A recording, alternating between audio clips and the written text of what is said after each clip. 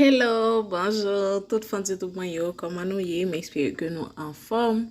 Je dis à m'apporter une autre vidéo pour nous encore, juste avant que nous entrions dans la vidéo, m'a demandé nous pour nous capables abonner avec la chaîne là, partager la chaîne là, pas oublier de mettre un like, et puis, l'offre de la vidéo, quitter commentaire, puis partager.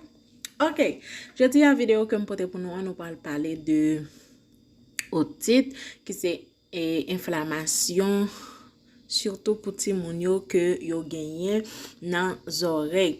Nous connaissons un pile parents haïtiens yo remen nettoyer zorey timoun yo avec aplikatè. Yo prend aplikatè, yo prend épingle cheveux, yo prend tout ça au jeune pour capable nettoyer zorey timoun yo. Non seulement timoun yo, mais yo même aussi yo nettoyer zorey yo avec tout ça que yo même yo joine. Et pour me capable satisfaire, faut tout parents haïtien te capable tant des vidéos ça ou bien garder vidéo ça pour capable quitter défaut ça pas qu'un connaissance ça pour corps c'est peut-être ça me toujours dit nous pour nous capable partager vidéo pour capable sauver une vie.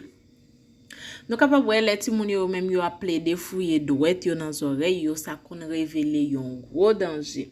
En Haïti surtout, maladie ça c'est une maladie qui compte causer un pile parents mener timoun yo kay docteur parce que li fréquent en pile. Partagez vidéo à mes amours pour vidéo atteindre plus haïtiens pour capable joindre connaissance parce que en pile fois timoun yo qu'on a plaidé fouiller douette dans oreille yo. Nous même en tant que haïtiens nous compte pas connaître si c'est infecté timoun nan li même li infecté dans oreille et que zorey là lui-même li a fait le mal, nous kon même pas timoun yo et puis pour diable timoun nan c'est malade que li malade dans zorey. Maladie qui kon causer ça c'est ça yorele dans langage médical otite. Otite là c'est une inflammation timoun nan li même li gen dans zorey li qui lié avec une infection. Zorey yon monde pas aussi simple gens que ou well là. Li divisé en trois parties qui c'est interne qui en dedans, OK? Trois parties qui en dedans net yo et externe qui dehors à moyen qui nan mi-temps. Maladie c'est là qu'a concerné yon nan partie ça yo et yo kon manifester différent. En pile tout monde ka gagner mais chaque petit monde li manifester yon gens différent dans lui-même.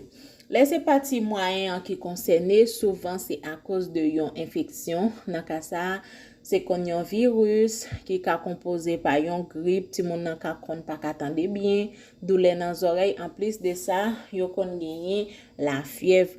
Les petits bébé yo qui concernent gen l'autre si qui ka dire que oreilles li même li infecté et par exemple, nous ka petit bébé a li même li pa vle prendre biberon, li gen diarrhée, vomissement, pâle, li pa ka dormi, li appelé de crier sans arrêter. Pas besoin de temps de river nan appelé de fouiller droite dans oreille pour al kay docteur ensemble avec de pour ou kon petit tout de pour ti moun nan li même li pas normal auparavant gens que li même li konye c'est al kay docteur ensemble avec parce que imaginons un petit bébé li pa ka parler s'il gen bagay qui a fait le mal li pa ka di c'est courir al kay docteur ensemble avec ti moun nan juste pour capable connaître qui ça que timoun nan li même li gagné.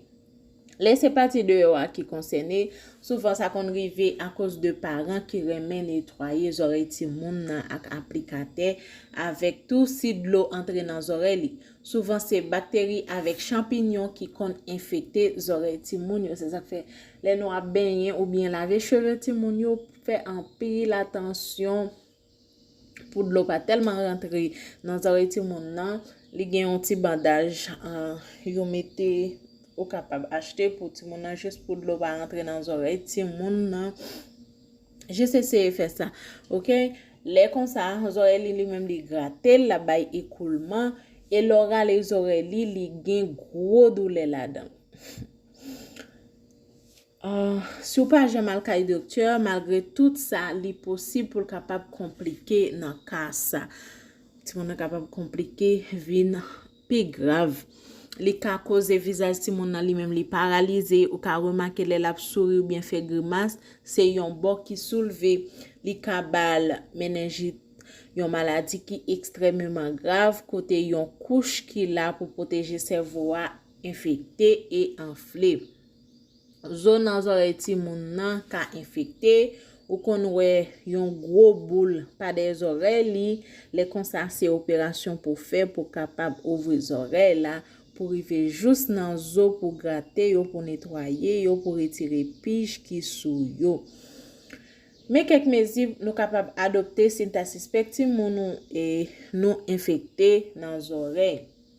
Par exemple, nous ka pas fumer ou bien pas quitter moun fumer côté pour pas aggraver cas.